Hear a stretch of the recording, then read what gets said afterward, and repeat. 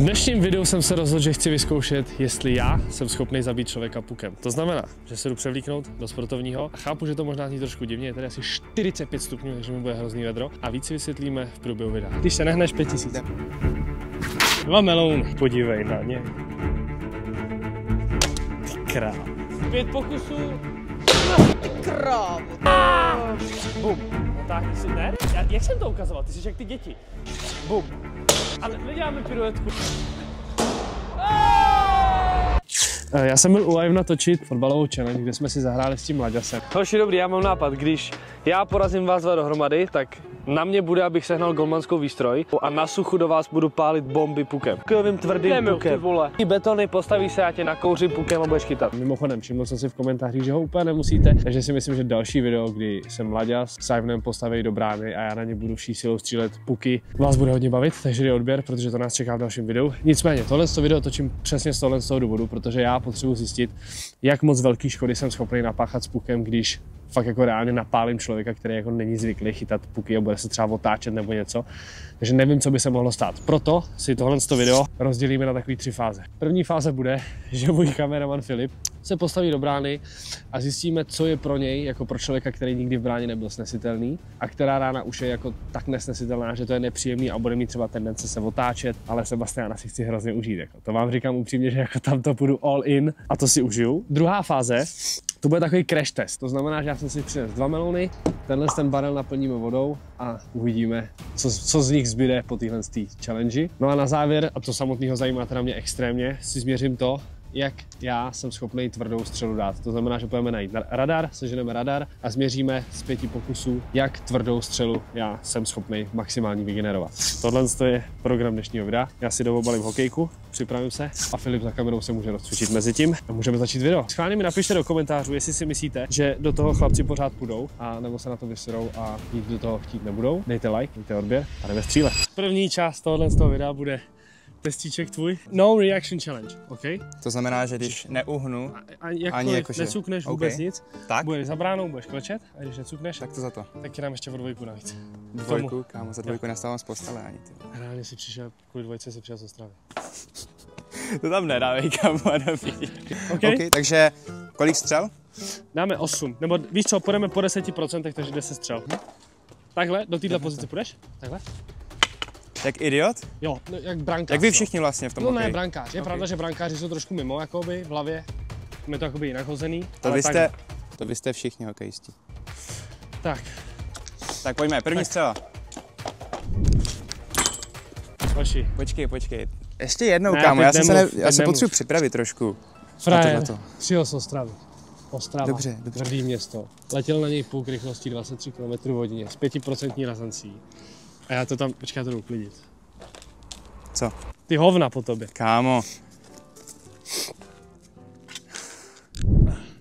Tohle to točíme proto, abych já si vyzkoušel přesně tohle, že když jemu bude nepříjemných 20%, tak já nebudu na Sebastiana s Ivanem potom v dalším videu, dej odběr, ať to vidíš, střílet naplno, protože oni budou reálně v bráně a reálně je jako můžu zranit. Proto dneska točíme video, jestli já jsem schopný zabít člověka pukem. První část následujeme crash testem, to znamená... Takže 10 střel od znova, OK, teď už neuhnu. Neboj se. Ti garantuju. 10%. 5 je 5. Pohodě. A nezavírej mi ty očička, jo, vidím to, jak jsi tam takhle zavřenej. Jo, koukej se mi na ten puk. Prostě střílej, kámo, nemluv, moc mluvíš. 10. Nic. 30. Nezavírej ty oči. Kámo, mi to je jedno. Nemluv a střílej, vole. Já jsem se nehnul. Sázka bylo o to, že se nemám hnout. 40. Teď jsem ani nemrkl. Ty bylo dobře. A to jsem ale střelec. Proto hraješ 3. ligu, ne? Nic, kámo, ty se snaž, jak chceš, ty vole. Tak jedem. 50.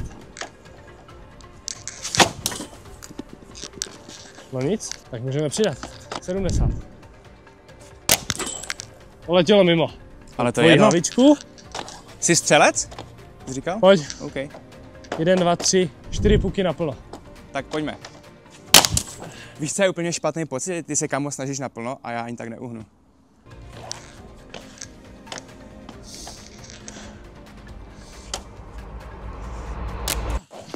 Tam mi letělo přímo na ksicht, ale kámo. No ale o tom to je, že?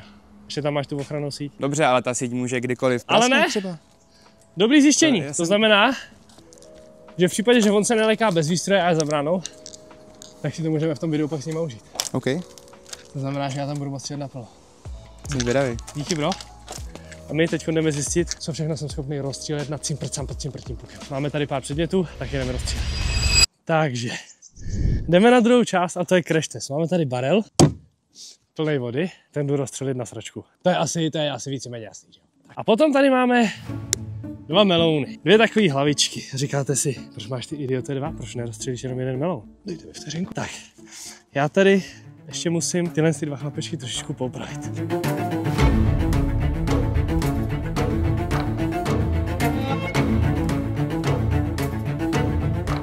No jo, nebojte se, všechno bude dobrý, taťka se o vás postará, chlapečci, no jo, pěkný takový, oba hezký, tenhle je trošku spocený, možná už je nervózní, no, jdeme miminka, jdeme, pojď. Druhá fáze je crash test, barel z poloviny naplněný vodou, puk, já, uvidíme, co se stane. Co je? To netrefil ten barel. Ten barel ani nehne. Ale jakože vůbec. Cože? Takže to je, vole, neprůstřelný barel, chápeš?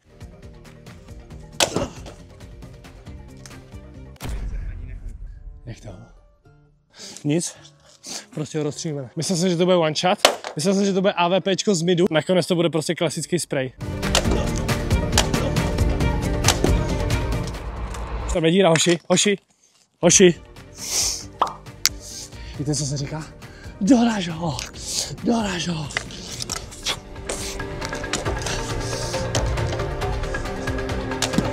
Last shot.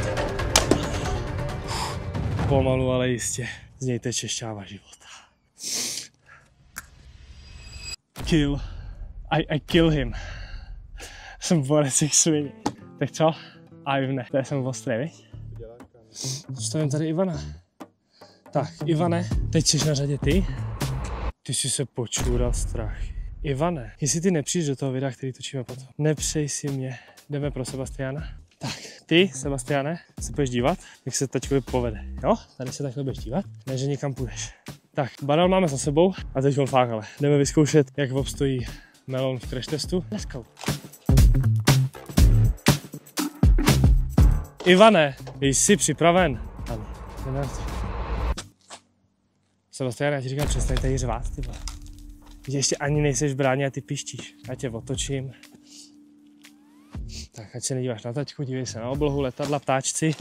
Jdeme, taťko, jdeme na to. Crash test, ty si to vlastně, vole, jakoby udělal s melounem.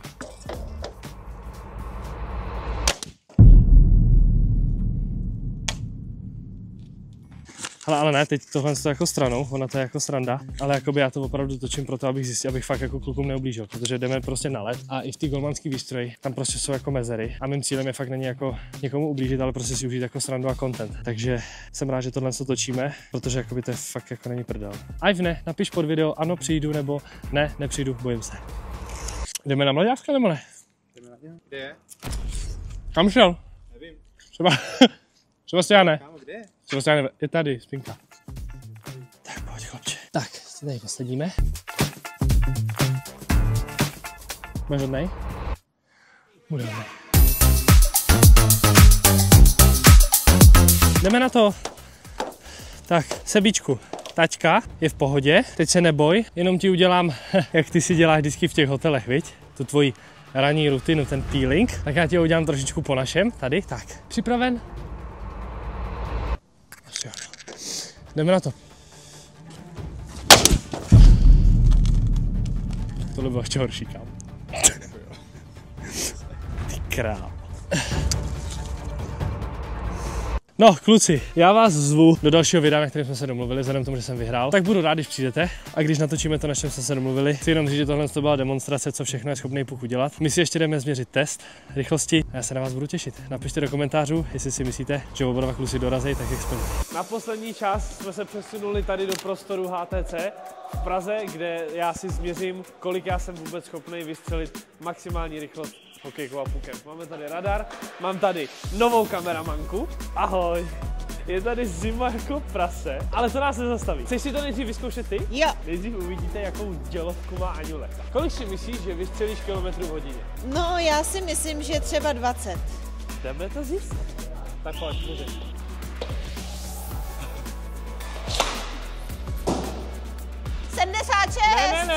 Ne, počkej si, až to zmizí.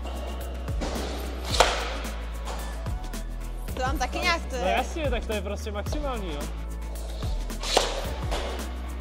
No. 58, ale. Ještě musíš dát 2. To už nedám. 59? Jo. Ty vole.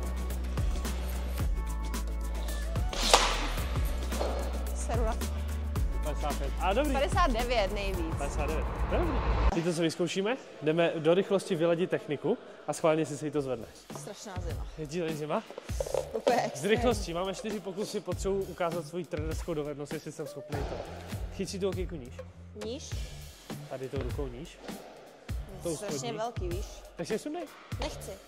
Ty si níž a nejdřív zkusíš ten puk vzít a udělat to švihem. To znamená, že podívej se, pojď za mě. Ty ho takhle vezmeš, zpátky a jenom odsuď a pravou nohou. Jo, to je z celého těla. S nohou, bum. Tak, natáhni si, ne, jak jsem to ukazoval, ty jsi jak ty děti. Já jim řeknu, vemeš puk, natáhneš a táhneš ho. Dítě přijde a ty to uděláš 25 taky, ty.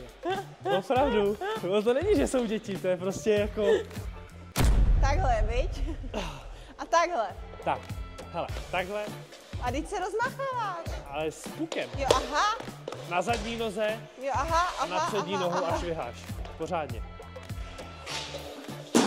To mi nejde, Ládí. Nevzdávej se. Ne, já... Jeden puk si vystřelila, jsi horší než ty děti. Šup a pořádně švih a tu nohu švihnout za sebe, pořádně. 59 a toto jenom taháš. Teď si Ale mě bolí hrozně záda. a švihnout. Hey! Dej mi 5! Jsem dobrý trenér! Jo. Buď rád, že se mi to povedlo. Přijďte na kem, děti. Vemeš si ten puk, chytneš si tu okejku níž, zase napřahuješ se No. a střílíš. Takhle, jo. Ano, ano. Tak. Tak. No, ono by to bylo dobrý, kdybys trefila puk. Nespěchej. Ale dobrý, to bude rána. Je moment, pauza. Počkej, ti podám ještě 2. Máš hokejku od toho. A zase, jo, zase. Nápřah a než na jednu nohu. Jo. Ruce si dej, máš ty ruce takhle. Chyť si to níž, tou spodní rukou, tak. Pokryt se v kolenou. A neděláme piruetku, jsme takhle, hop. A čepel měj dolů. Ne takhle, ale takhle. Jo. Takhle. Neděláme piruletku. Ládí, to mě sere trošku. Ale mně to nejde, mě už bolí záda. Končíme? Jo. Takže 63? Jo. Dobrý. Takže připravil jsem si tady 6 puků a rozhodl jsem se, že si chci změřit i to, jak rychle vlastně vystřelím, když střílím jenom zápěstím, protože to jsem si nikdy v životě neměřil a zajímá mě, jak ta střela jde rychle. Mimochodem, když to tady vidím a mám tady Aňulku, napište do komentářů, jestli byste chtěli, aby jsme v některých z dalších videích s Aňulkou natočili nějakou hokejovou challenge, kde ji třeba naučím, aby trefila tamhle ten levej nebo pravý horní roh. Já už jsem to trefila úplně do středu, Ládí, já už nepotřebuji. Ale nahoru! Nahoru! No, jako to si budu muset vzít tak 3 bundy ještě, protože jsem to trošku podcenila. 5 pokusů a první jdu zápěstím, jenom tak, jako kolik to bude. Tak ale přidej hochu trošku, ne? Neboj se, holčičko moje. Ty krávo, to jsou perdy. Ty vole. Zjistili jsme, že naším cílem bude hitnout 145. Dobře. 134.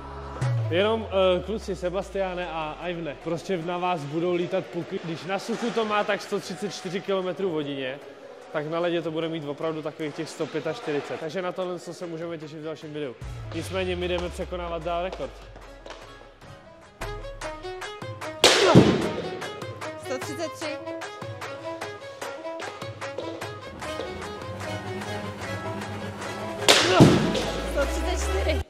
Prostě se nedostanu, vejš. Já chci taky hitnout šede. 137!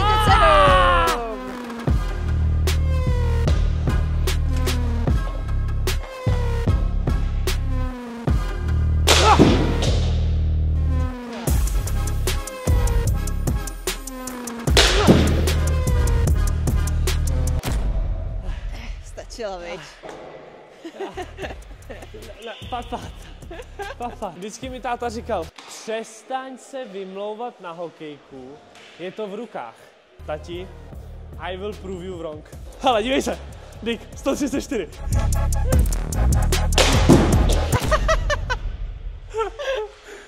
Táta má vždycky pravdu, táta, pan rozhodčí a přítelky. Tohle je všechno z dnešního videa. Otestovali jsme si, jestli jsem schopný zabít člověka pukem nebo ne. Můj rekord je 137, teď si to dobře nepamatuju, ale vy to víte, kolik to bylo. Já se těším na video s Simonem a s malým Sebastianem. Dej like, odběr a vidíme se v dalším videu. Čau.